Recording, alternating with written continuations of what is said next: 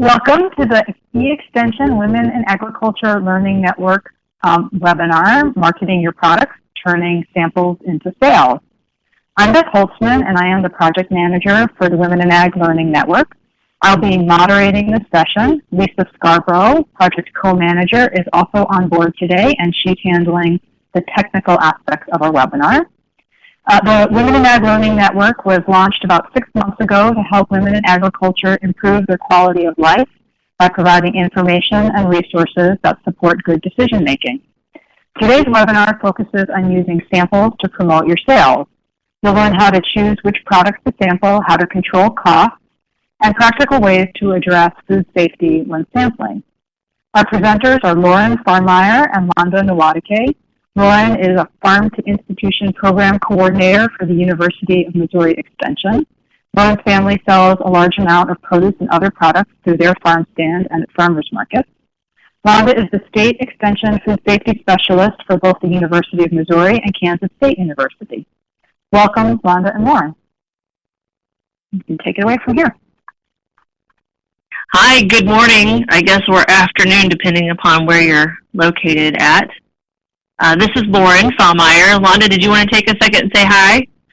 Sure. Thank you, Lorin. Yes, welcome everyone. And as they said, please feel free to let us know if you have questions while we're presenting. We're happy to take questions as well. Thank you. Awesome. So I'll take over the driver's seat here to get things started off.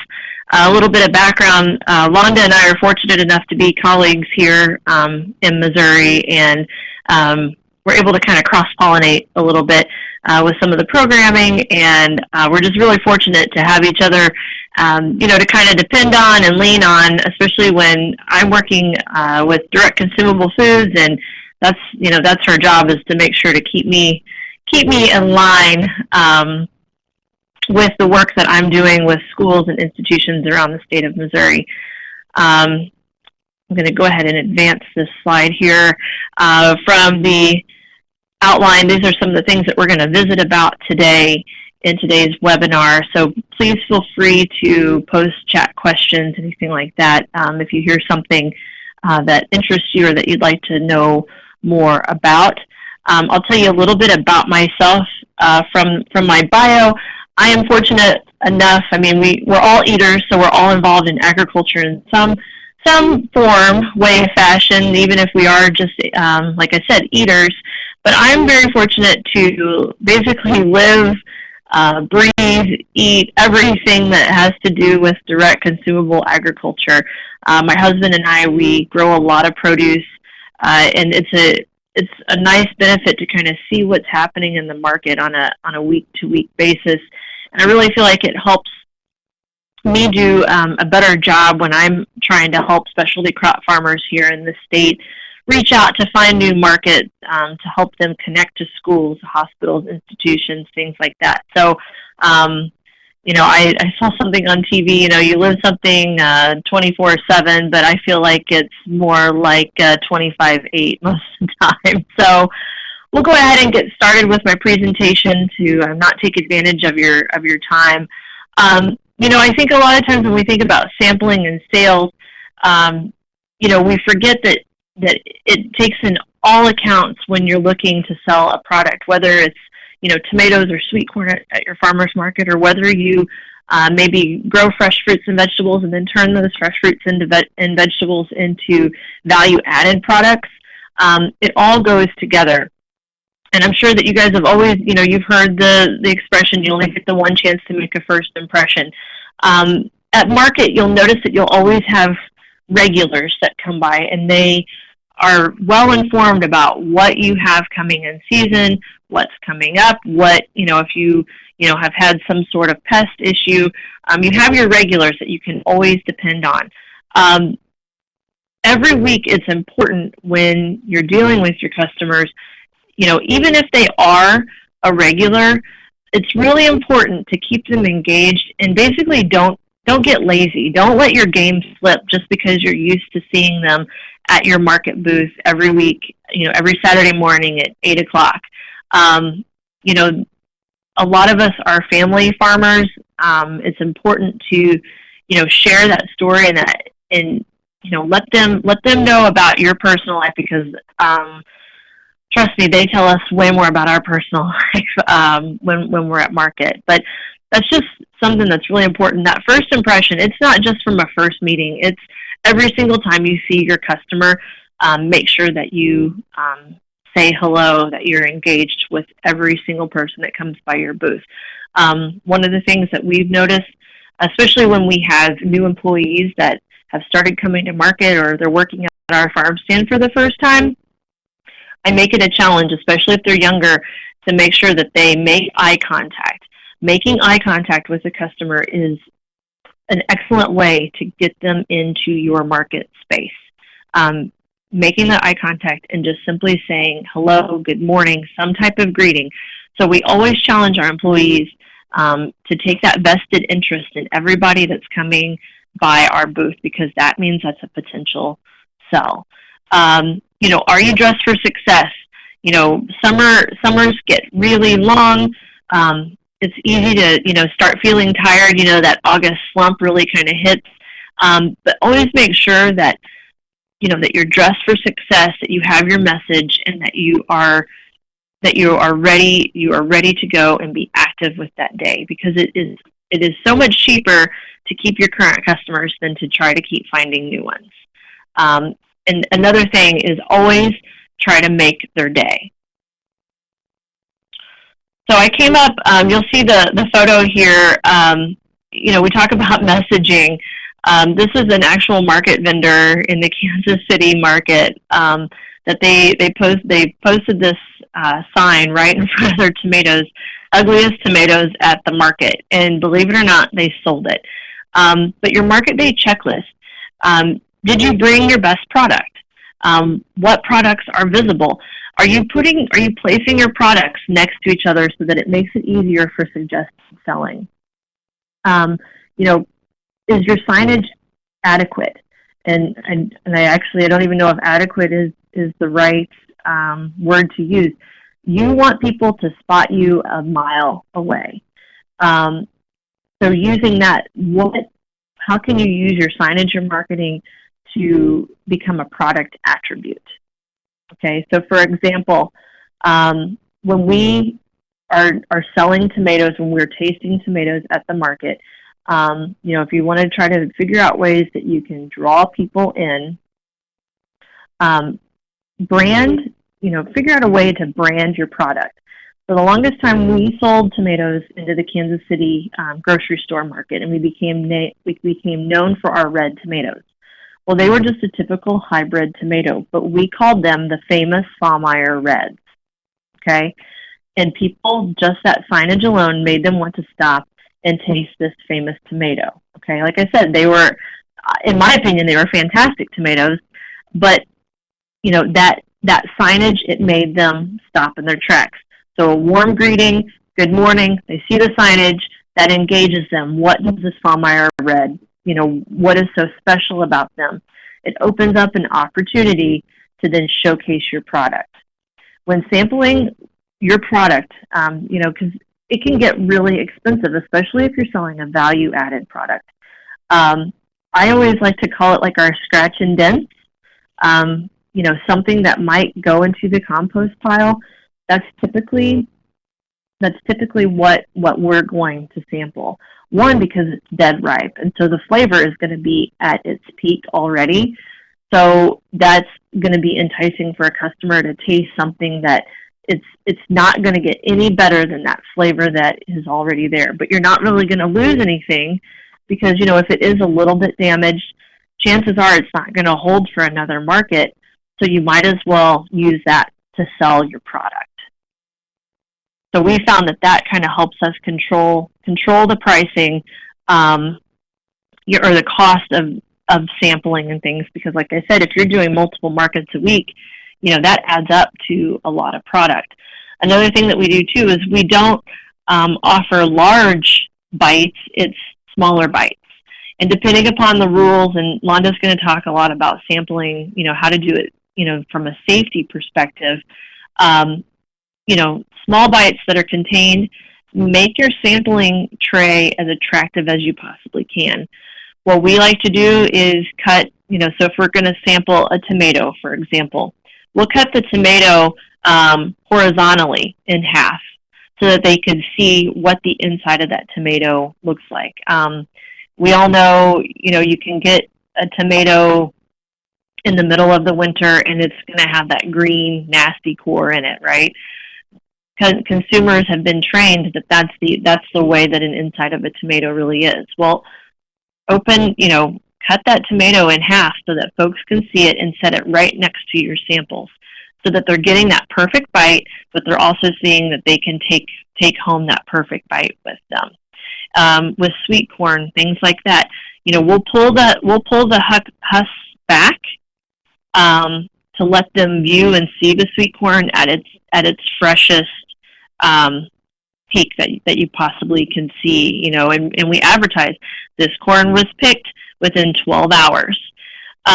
Things to think about when you are sampling, buzzwords, whether we want to recognize it or not, we're in the health, I consider us to be in the health and wellness business. Now, I don't think that a lot of farmers look at themselves in the health and wellness business, but we are. And any words that we can use to paint our product as a healthy, fresh, natural, local, sustainable product, that all becomes a part of our story. Customers value not only the highest quality products, but they also value the story that comes along with that product. But one of the things that I always tell anybody that I'm working with is don't ever undervalue another market vendor's product or another farmer's product to make yours seem like it's better. It casts a, kind of a negative light in a way towards your booth, and that's not what you're trying to do. We're trying to generate sales. We're trying to create this happy, tasty stop, and that's how you can do it. It's not by downgrading other people's products. So just keep that in mind no matter what you're doing. And isn't that eggplant hilarious?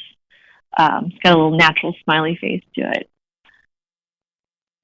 So when sampling, obviously you want to follow all of your county codes, your state codes for food safety. But when you're sampling, create that sense of abundance around the product. You don't want to necessarily taste something that you only have a few items of. So if you have a ton of fresh kale, a lot of people like to just try fresh, different varieties of kale. Put piles of it on the table. You guys have probably heard the expression, pile it high to watch it fly.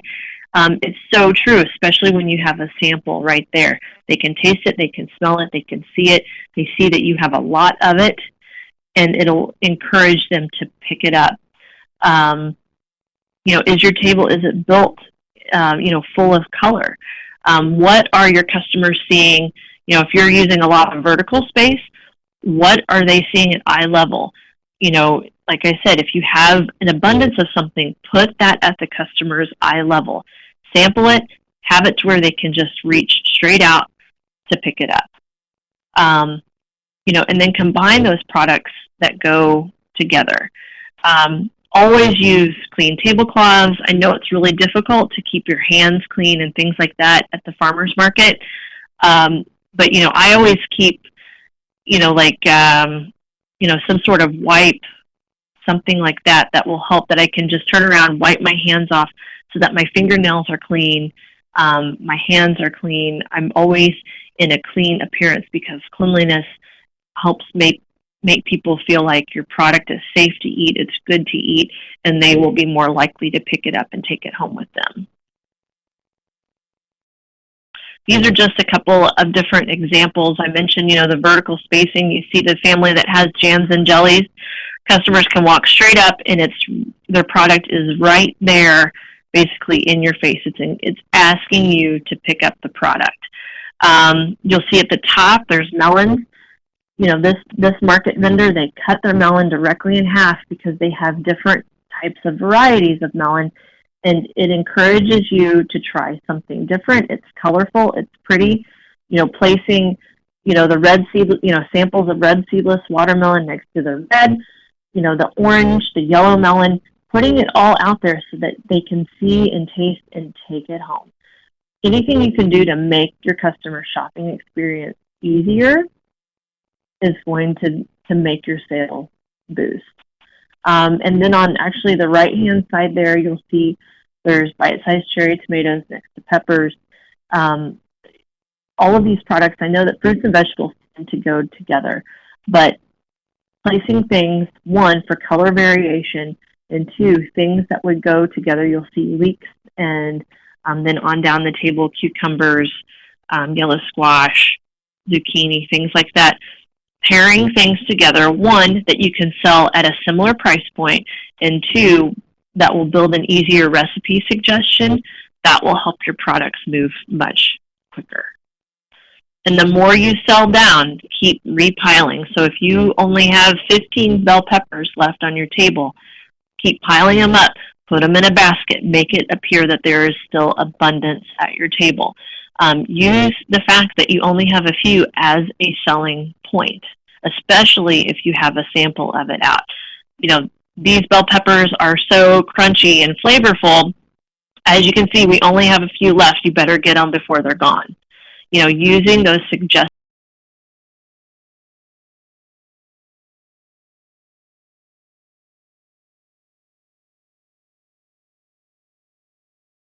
You always eat with your eyes first.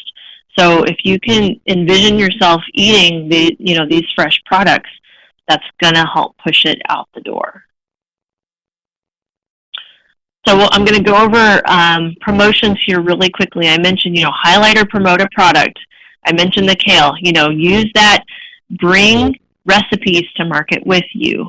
You'll see a picture of a salad that actually I made, and I'll pass out recipes. This is a corn and heirloom tomato salad with a little bit of, it's basically a fancier panzanella salad actually.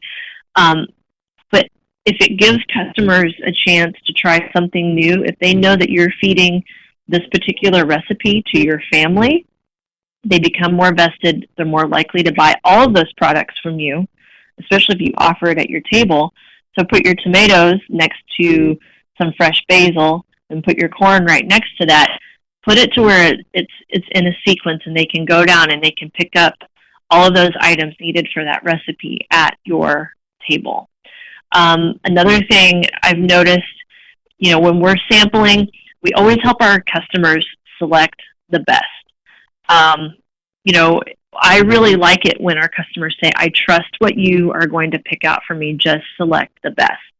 And so if you can set your customers up for that, they have input, but that means that they trust your judgment to make sure that they're going to get a really great product.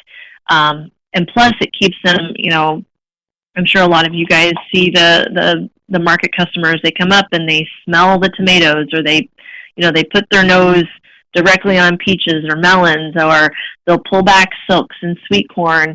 And not only is that not good from a food safety standpoint, but what are you really gaining, especially when they then set that product that they have basically put in their mouth or close to their mouth or their fingernail back on your table, then you're expected to sell that. So if you can train them to help, ask them, get them to start asking you to select the best, that will also help as well. And it helps them if you can make them feel like you're giving them a deal. Say they want a pound of tomatoes or a pound of zucchini, and it's a little bit over, every once in a while offering them a little bit of a deal of, okay, well, these, this was $4 a pound, and we're a little bit over, but since I selected them, we'll just call it $4 and just come back and see me next week. That's a great way to set up that repeat customer because they feel like they're gaining value from you. When you are sampling at a farmer's market, when you're sampling at your roadside market, it's a great way to promote your farm, whether you're doing an agritourism venture, CSAs, any special events, things like that. When you have that contact, hand out flyers, put it in the, put a flyer in the bag that your product is going home with that customer in. It's an excellent way to kind of create that 4-season customer. That's one of the things that we try to do is we want to create a 4-season customer. They come and they get flowers and early spring veg from us. They come back and get strawberries and blackberries.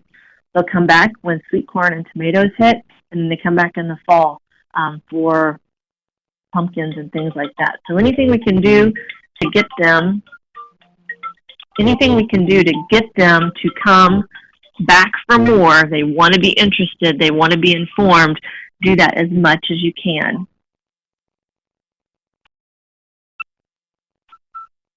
And then customer service. This is just something minor here, obviously, well, not minor, but some other minor points.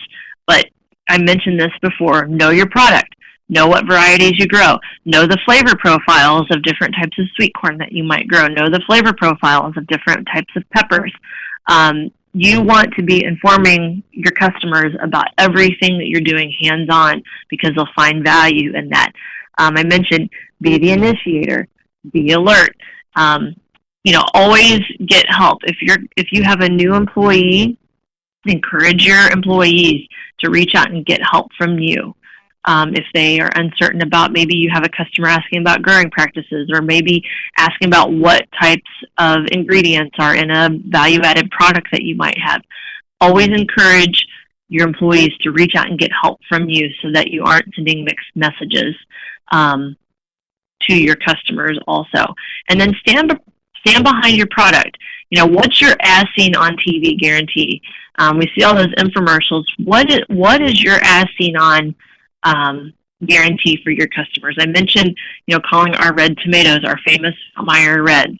So what is your guarantee? What is your sales pitch to get people engaged, to draw them in, to taste your product, and then to sell more and to continue to have that established customer base? And here's just a couple more photos of, how this particular farmer has put his potatoes next to his green beans. It's an easy sell. They go together. And then there's my email contact information. So if you ever have any questions, I'm pretty good at finding resources and things like that, and I'm always more than happy to help folks either in Missouri, around the country, all sorts of good things, try to help get them connected. So thank you for your time. Okay, well, this is Londa. I'll take over from Lorin, and thank you so much, Lorin. As was indicated at the beginning, I work in both Kansas and Missouri, so it's really fun to get to meet different people like Lorin, who actually is a farmer and is selling product at farmers markets and in a beautiful farm stand that they have. To be able to provide that information to other people too, because I know myself, I grew up on a farm in South Dakota, and then but our farm was, we had beef cattle and sheep, and we raised corn and soybeans and that sort of thing. So I've never sold a product at a farmer's market myself. So it's always really helpful to actually talk to people that have, like Lorin. But I want to talk today about a little bit more about the regulatory side and the food safety side of things. Because when you're thinking about sampling, as Lorin said, sampling is a wonderful opportunity to really get people engaged and to draw people into your booth. And once you taste something and it tastes so good, you just have to buy more of those tomatoes or whatever it is. But we also have to make sure that you're selling as safe of a product as possible. We all know that nobody wants to get anybody sick. I mean, I know that none of you that are selling products, at a farmer's market or a farm stand, that you're trying to make somebody sick. Of course you're not.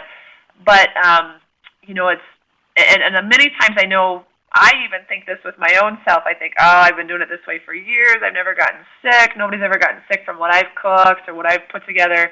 Why would anybody get sick in the future? And unfortunately, the thing is that it does happen. It can happen. There is examples of foodborne disease outbreaks happening even at like farm stands or through farmers markets. So we just want to do all that we can to prevent that from happening in the future. We just want to really make sure that, and I think sometimes, even Lorin mentioned it too. Sometimes you can get kind of complacent. You can kind of forget, I guess I need to make sure I wash my hands again. even though I feel like I've been washing them all the time, I just want to make sure that I'm doing all that I can to provide as clean and safe and healthy and I can't think of the other word I wanted to say, but just as wholesome of a product as possible. Because I know when I'm shopping at a farmer's market myself, and I have 2 young kids, when I'm going there, I want to make sure that the person I'm buying from is doing things as safely as possible. It just shows to me as a consumer that this person is a professional, this person knows what they're doing, and this person means business. Oops, I hit the wrong button here. So now I'll move forward a little bit. I wanted to first talk about meeting regulations, and this is a very difficult topic to talk about because regulations are so different across the U.S.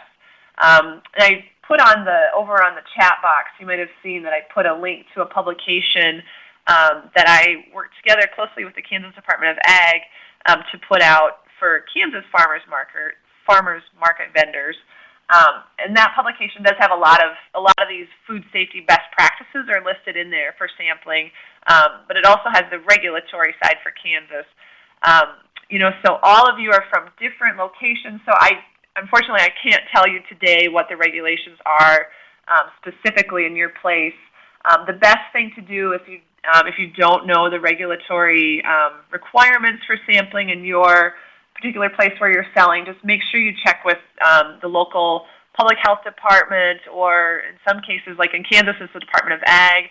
But make sure you try to find out what the regulations are. Hopefully, the farmers market manager, or if you have a farm stand, hopefully there's somebody, or you can contact your local extension office, of course, and ask them to see if they can help you find out what the regulations are. One interesting thing about serving in 2 states, so I'm trying to learn the regulations in both Kansas and Missouri. I previously was in Vermont, so I learned the regulations in Vermont, and then now I'm trying to learn some new ones. In Missouri, unfortunately, it's every city could have different regulations. Every county could have different regulations. So anyway, I'll quit belaboring the point, but just make sure that you check with your local authorities what the regulations are in your area. And I know in some places in Missouri in particular, you even have to pay a fee to have a license for sampling. So they just want to make sure that people are doing it safely, that they're not going to make somebody sick, because obviously that gives a bad reputation not only to you as a vendor, but it gives a bad reputation to the entire market, and nobody wants that to happen. We don't want to lose this farmers markets as a valuable source of a place where you can market your products. So I'm going to talk more about best practices because, like I said, all of you will have different regulations. But these best practices are definitely things that, whether it's a regulatory requirement or not, it's a good idea to do these things. Again, just to make sure that you're selling the safest product possible, to make sure that there's not going to be any potential that somebody might say, I'm sick today, and I think it was from that basil, that pesto that I sampled yesterday at the farmer's market. You don't want people to ever even think that. You want them to, you want to make sure that what you're selling, looks good, it looks safe, that it is safe, just so that people don't even want to draw an association with the product that you're selling. Okay.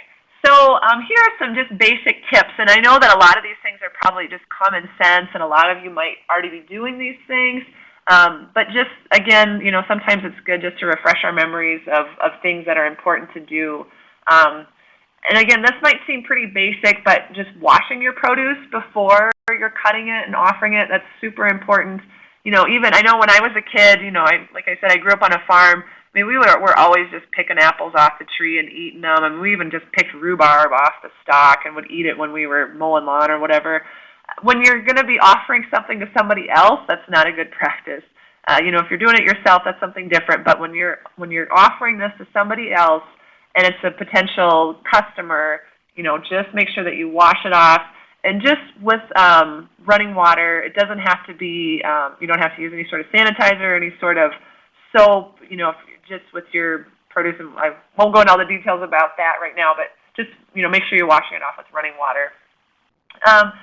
In some cases, again, in Kansas, the regulation is that if you're going to be cutting if you're going to be chopping up apples beforehand, which you probably maybe wouldn't, one isn't such a good idea. But if you're preparing, like Lorin talks about her salad that she made, that corn salad, if you're going to be preparing that salad, in some places they might require that you prepare that, if you're going to be doing it off-site, that you prepare the salad at an inspected location. Again, they just want to make sure that you're not doing it in a dirty, kitchen with your dog running around, and they just want to make sure that you're doing it in a clean facility with clean equipment and so on. But other places you might not have to do it at an inspected location. If you're going to be preparing the food or cutting up your melon or whatever it is on site, then here's a list of things that you should have. Again, these are requirements in Kansas, but in other other places I don't know what the requirements are. But so you just want to. It's a very good idea to have a hand washing facility, and I'll talk in a minute about hand washing facility.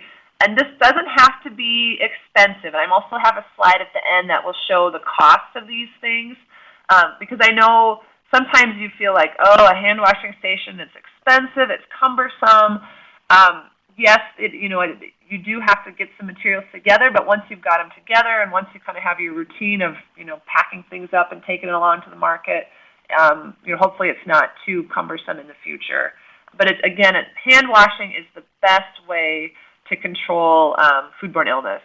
And even just a few weeks ago, or last week I think it was, down in southeast Kansas, there's been an outbreak of norovirus in Meals on Wheels, people that are served by Meals on Wheels. And I believe one person even died. And norovirus is just by hand washing. So hand washing is so important. I can't emphasize that enough.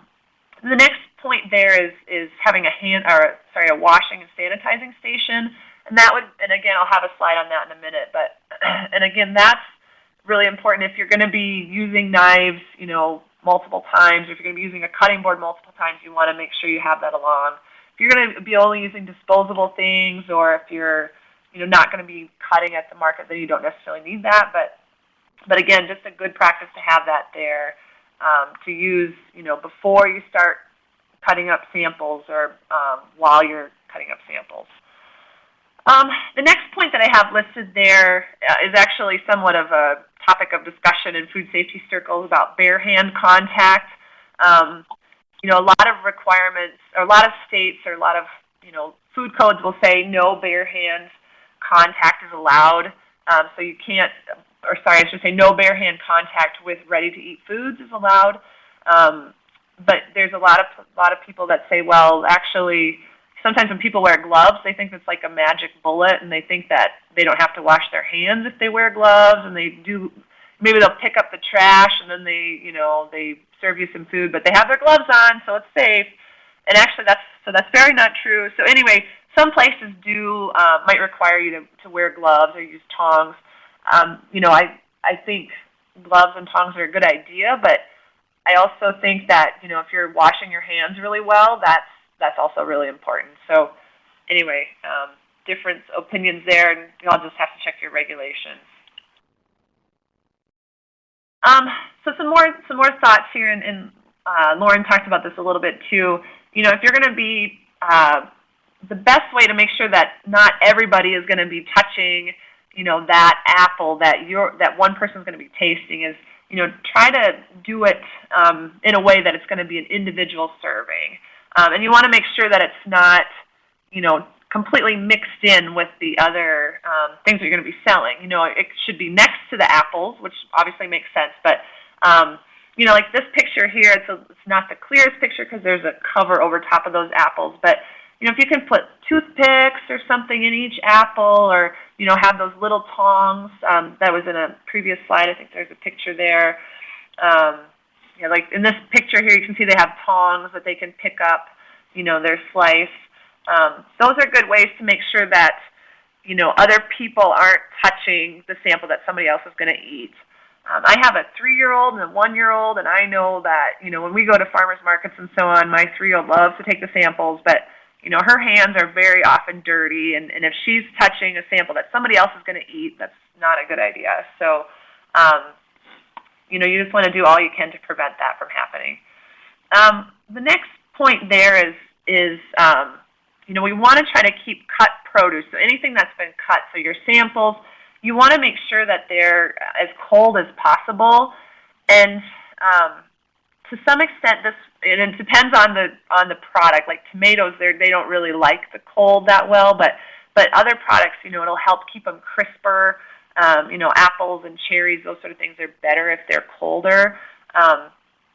If you want to, you know, if you're having tomatoes or something cut tomatoes kept at room temperature, if you're going to have it at room temperature, you know, for an hour or so, that's okay. But if anything cut, you know, your cut produce has been sitting out at room temperature for more than 2 hours, you want to just get rid of that. I mean, it's not going to be very good quality after that long anyway. And when you're sampling, you want to give them your best. You want to give them something that tastes really good, and then obviously that's, you know, going to also be safer as well. So, you know, so you don't want to put out a large amount of samples anyway, because, you know, you don't want to have stuff sitting out there in the sun and for potential for contamination for long periods of time. So just put out smaller amounts, like Lorin talked about.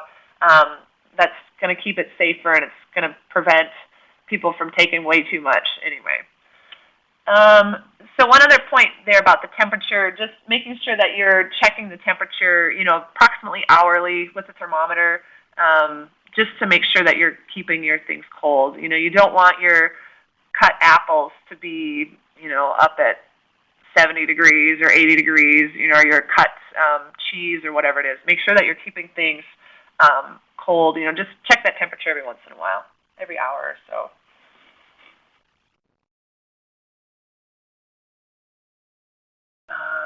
All right. The next point I wanted to list here is you know, if you're going to be doing sampling, it's a really good idea to do it under a cover. You know, a lot of farmers markets nowadays are, you know, there's some sort of cover over top anyway of the entire market.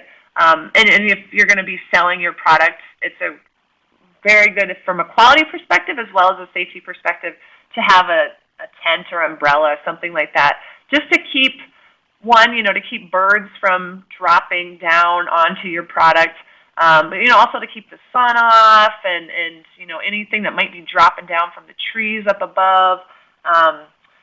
So again, you know, a lot of farmers markets I know will already be covered, but just, you know, if it's not, maybe you need to bring your own shade. It's going to help you a lot too. If it's, you know, 90 degrees, you're really going to want a shade anyway. So a lot of these things are going to be kind of a win-win-win. It's going to be a food safety win as well as a win for you and for the quality of your product, which is what helps sell things. The next point there is just, you know, trying to keep insects off. Of course, you don't want flies buzzing around your tomatoes. I mean, nobody wants to be eating a sample that had some flies on it, and or eating, you know, buying something that had a lot of flies on it. So you can buy these, you know, over on the right there, you can see the pictures of some of these covers that you can buy, you know, if you're selling cake or something like that. And down in the lower left of the screen here, too, you can see the guy's having some samples, and he has a cover, a lid that he takes off. You know, again, it's just to keep, you know, flies and excess hands out of there as well. Another thing that's, you know, important, just to have a trash receptacle nearby, which, you know, might seem kind of obvious maybe, but you know, if you're going to have little sample cups or little toothpicks or something, you know, you don't want those all over the ground anyway. So just have something nearby. It's going to keep everything safer as well as just keep your booth looking nice and keep the entire market looking nice as possible. I just wanted to kind of buttress that point that Lorin made about, you know, don't be knocking down other people's products. I think, you know, especially at a place like a farmer's market, and farm stands is, you know, similar too. You know, you're all kind of working together, even though you are competing against each other essentially for this, you know, consumer dollar. You know, you really, if everybody does well, it's going to help everybody else do well too. So, you know, the entire market usually will do better if everybody works together. Okay, so I talked earlier about the hand washing station. And so here's just a picture of a simple hand washing station that you can make. And I'll have a slide again that'll show the cost of these things. But, So a hand washing station doesn't have to be anything fancy. You can buy really fancy ones for like $200 or $300. You might see them at like petting zoos and fairs and so on. But you just need to have something, and it doesn't have to be hot water. Just warm water is good. And even some places, the regulations are just for water, running water. It doesn't have to be warm necessarily. Warm water will help cut grease on your hands, and it helps encourage people to wash their hands. If water's really cold, I don't like washing my hands with cold water, so that's why we often say it should be warm. You just need some sort of container with a continuous flow. Spigot is important because you don't want to have one hand on the spigot to press the water down and then the other hand washing it. You want to be able to turn on the water, have both hands under the water, and so you can wash that way. Then you just need a bucket for that water to drip into if there's excess water, because you don't want it on the floor of your stand anyway. It's going to make a mess. It's going to be muddy. You get mud on your shoes. You might slip. Those are all not good things. So just have a discard bucket, paper towels, soap, and then a trash can for the paper towel waste. So here's a picture of the washing and sanitizing station. And again, this is pretty simple. I'll have the cost of the slide, or the slide with the cost in a minute. But just, you can use 3 dish pans, one for washing, one for rinsing, one for sanitizing. Doesn't have to be a 3-bay sink. Just 3 dish pans is fine. Just make sure that you're using potable water. Hot water is, I say hot, just a little over 110 degrees. It doesn't have to be super hot, but just warm enough to help cut through the dirt on the dishes. The sanitizer, you do want to check the concentration of it you can use a test kit or those little strips that you can use just to check the concentration of it. And then the sanitize that's the sanitizer.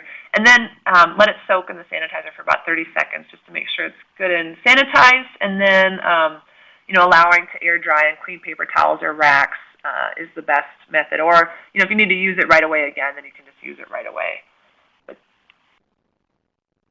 Right. So I think I got 2 slides left here. So the first one here is just some estimated costs for a hand washing station. As you can see, I have some different options there for the water dispenser. Again, the important thing is that hands-free spout. You can get those hands-free spouts even like at homebrew stores, or I'm sure you can get them online. A lot of hardware stores will be able to have that if your water dispenser doesn't already have that. 10-gallon water dispenser would be a little more expensive than a 5-gallon. And these are just like, got or Rubbermaid insulated kind of jugs. You don't necessarily need to use an insulated one, but, then your water might not stay as warm. And they would be cheaper. Then you just need a bucket to catch water, paper towel holder, paper towels, hand soap. Those costs are pretty minimal. So, you can put together a decent hand washing station for, $30 to $40. And you can use it, all throughout the season. So your washing and sanitizing station, dish pans, they're $2. They're really cheap. Dish soap, that's cheap. Dish rags, again, cheap. Bleach is pretty cheap. You can use, and I see a question there about sources for sanitizer. Clorox bleach is fine. Just whatever you buy at the store is okay. Your health department might have a different requirement, but just bleach that you buy at the store, even generic brand bleach is fine. I know in Vermont they allowed people to use Clorox wipes for wiping down surfaces and like wiping off knives. Again, you still need to wash and then sanitize, but rather than having to have sanitizer and then having to check the concentration of it, if you buy Clorox wipes, they're already at the right concentration for using on surfaces and on knives and so on. So that's another option that you could use. So again, if you're using the bleach, you usually need to buy the test strips. But if you're going to use like Clorox wipes, then you wouldn't need the test strips. And again, like I talked about, gloves or tongs is really helpful for food safety. And again, those are pretty cheap too. So it's hopefully it's to show you that it's not too expensive to do some of these things pretty simply. So, and there's my contact information. I have an office both in Missouri and in Kansas, so I just sometimes list my cell phone. Then you can contact me at either office. But there's my email address and a website where I have some information. And I think that's it. So we'd be happy to take questions. So, Londa, this is Beth, and I was wondering if there are alternatives to chlorine that might be more environmentally friendly, or is chlorine bleach what you need to use? Yes, good question. Thank you for bringing that up. In fact, when I started talking about washing your vegetables, I thought, oh, I probably need to get into more of a discussion about that, but I didn't at the time. But yeah, you can use like quaternary ammonia, and there's, let me see, I'm trying to think off the top of my head. You know, again, you probably, you know, if it's a regulatory requirement, you might need to check with your health department what they'll allow. You know, because they might allow you to use a hydrogen peroxide or, you know, even some sort of like a vinegar, that sort of thing. But yeah, there definitely are alternatives to using chlorine, and even for, like I mentioned, like washing produce, you know, there's definitely a lot of alternatives that are certified organic or can be certified organic friendly. So, so there are alternatives. I can't give you the specifics of them right now off the top of my head, but again, you might need to check with your regulators to see what they'll allow. So, Londa, if I'm not sure what the regulations are for my area, what should I do? How would I find out? Yeah, good question, since I keep saying check what your regulations are. You know, if you don't, well, so your farmers, if you're selling at a farmer's market, the farmer's market manager hopefully knows what the regulations are. They don't always. And, you know, of course, we don't want to, it's a fine line, and you don't want to draw too much attention to yourself, but you also want to, you know, make sure that you're following the regulations. I always, you know, I really encourage people just to talk to your local extension office or your state extension office, or, you know, if you don't know your local, and Beth can probably tell you more about how to find out where your local extension office is, or your state, you know, a state extension office. They're always a great source of information, and if you can't find information that way, you can ask me, and I can try to find, you know, my extension colleague in your area that can help you.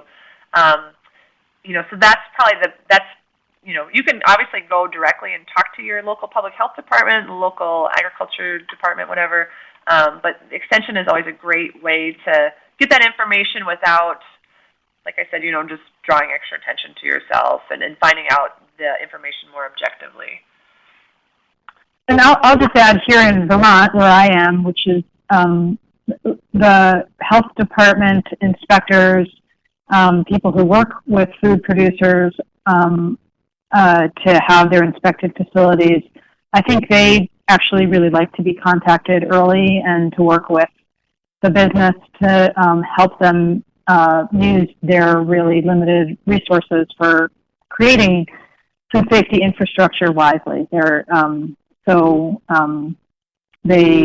I think they want safe food, but they also want to have successful farm and food businesses. We have a couple of questions coming in. I've never heard of aronia berries, but C. Caldwell asks about what labeling ideas for aronia berries could be used to allow value-added products to be sold, if any. I don't know if either of you have any suggestions there. Yeah, I can. This is Lon. I can talk about that. And Beth, I wanted to say I appreciate your point about talking to the health department. Yeah, I don't want to make it sound like the inspectors are trying to shut you down. They're not. You know, they're generally speaking, they're trying to just make sure that you're selling things safely and that you're also consulting. So don't be afraid to talk to them. Aronia berries, yeah. Actually, we could probably talk offline about this too. But actually, the berries themselves don't need to be on the generally recognized as safe list. My understanding, that list is really more for like food additives. And I know that people are selling products with aronia berries. In fact, I can't think. I think the common name is it bumble or it's not blackberries. It's I can't think of I can't think of the berry now. That kind of is a common name for it, but yes. So you can. People are selling aronia berries legally, and so I can ask. If you found my email address there, I can answer more questions specifically about that one. That's great. We also have a question, Londa, about meat, and about, I think it's about from the time of cooking, how long would Ashley have to wait or how does she have to hand them out? I think you talked about keeping produce cool. What about keeping cooked products, I guess, warm enough? Yeah, again, it's the 2-hour rule is kind of we food safety people have what we call a temperature danger zone. You don't want things to be between 40 and 140 for more than 2 hours. So, if it's a cooked meat product, a little piece of steak or whatever, it's probably going to taste the best if it's hot anyway. I think it'd be more palatable, more enjoyable if it's hot. So, so you'll want to keep it hot. So really the limit is 2 hours that you don't want things between 40 and 140. So if you can keep it above 140, then you have a longer window there. But again, I think quality-wise, you might want to try to sell it as soon as you can anyway. Okay, I'm going to just jump in. I can see some people maybe are needing to head on with their day, and I'm going to ask you to take a few minutes to respond to our survey, or to before you go, give us your email, and we'll send you the survey link and the follow-up information link. It's just really important for our learning network to understand what works for you, what kind of information you're looking for. And in the few minutes that we have remaining, I have another question for Lorin, which is, you talked a little bit about, selecting produce that might be that's ripe and dented or couldn't be sold whole. I was wondering if you have any recommendations for how to choose, how much of something to allocate to sampling, or whether it's do you try and sample new varieties, or do you sample just some of those kind of questions about what's good to put out on the sampling dish? Well, that's a good question. So I don't know if we necessarily have an allocation per week. Because it all just kind of depends on the traffic that's going through the market. Some market days are going to be heavy. Some, aren't. It just depends on the weather and kind of what's going on around us. I like we try to look at, so what's maybe a new variety that we haven't grown before, to sample out. But mostly we look at what do we have in abundance that's maybe going to, that obviously you can't hold fresh produce for weeks and weeks on end. So what do we have the most of? And one of the things that I really wanted to mention that I forgot, but using that product that maybe we have a lot of that is, on that tipping point, we try to partner with some of the, specialty food vendors that are at market. So if you have a really great bread baker or someone that sells, the flavored olive oils or balsamics, we even have a guy that sells different types of pasta. And what we do is, we'll give them produce, at the beginning of the day or the end of the day as kind of, I guess, like a form of payment for a referral. Because what they'll do is they'll say, I really love to serve this spicy olive oil with Fahrmeier's, sweet corn, or this pasta pairs nicely with fresh basil, and it helps drive the traffic both directions. So that's another thing that we really work hard at doing. We call it running for mayor, essentially, because we know that these, vendor friends of ours, they're going to enjoy that product, and it's stuff that it's probably going to get put into the compost bin anyway. So if we can get use out of it and help promote our product at the same time, it helps force folks our direction as well. Okay, another question for you, Lorin. Do you find that when you have samples of, like, let's say you have samples of one product, and I know you talked about pairing them, but do you think it helps bring in people and just sell other products as well, like that aren't necessarily related to it, or? Do you mean like on our market table itself?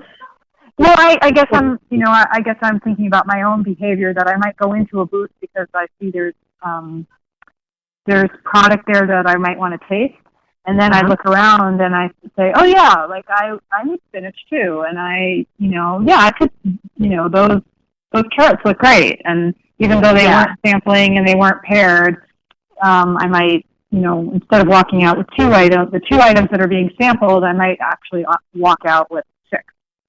Yes. So unless you're a specialty grower that maybe all you have is a peach orchard, or all you do is grow watermelon, so if you compare product that maybe, goes well together, obviously put them next to each other, but it goes back to trying to get it to where it's an eye level or easy reach. It depends on how you have your booth set up.